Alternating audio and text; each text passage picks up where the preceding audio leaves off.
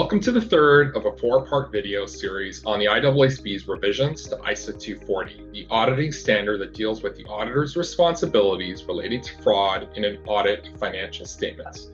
My name is Angelo Giardina. I'm a principal at the IAASB, and I'm part of the fraud project team. So in this video, I'm going to walk you through the most significant revisions to the requirements that apply when the auditor identifies fraud or suspected fraud during an audit. So what were the IAASB's objectives in revising these requirements? Well, the board heard clearly from stakeholders that the existing standard lacks clarity, particularly around how auditors should respond when they encounter fraud or indications of fraud during an audit. There was a perception that the response framework is too vague, which could undermine audit quality or lead to inconsistent practice. In response, the IAASB aimed to clarify, modernize, and strengthen the required work effort when fraud or suspected fraud is identified, including emphasizing the critical need for professional skepticism at a time when exercising professional skepticism becomes critically important, and the need to communicate such matters to management and those charged with governance as appropriate in the circumstances. I'll walk you through some of the most significant enhancements next. So while the auditor's overall objective to respond to fraud or suspected fraud identified during an audit remains the same, the IAASB has significantly clarified how that should happen in practice. Now, a key enhancement in the revised standard is a dedicated section that brings together all the fraud or suspected fraud requirements. This section introduces new requirements, relocates existing requirements, elevates some application material to the requirements section of the revised standard, and enhances the related application material.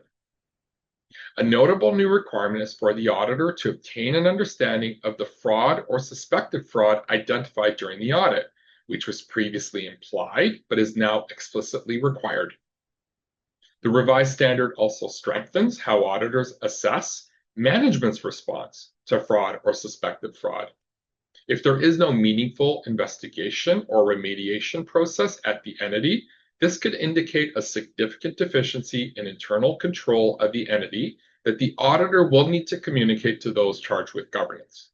Finally, the revised standard requires the engagement partner to consider how the fraud or suspected fraud identified during the audit affects the audit strategy, including whether additional risk assessment procedures are needed or further audit procedures to respond to assessed risks.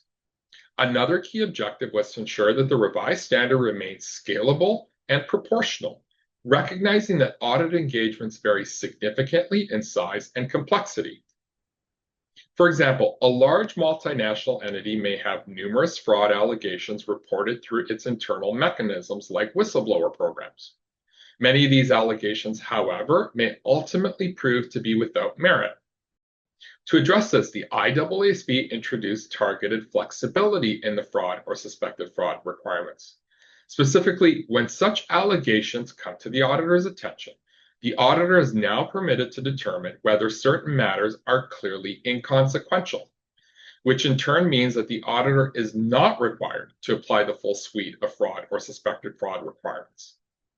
This enhancement is intended to strike a balance, ensuring rigorous responses to credible indications of fraud while avoiding unnecessary procedures when clearly inconsequential matters are identified.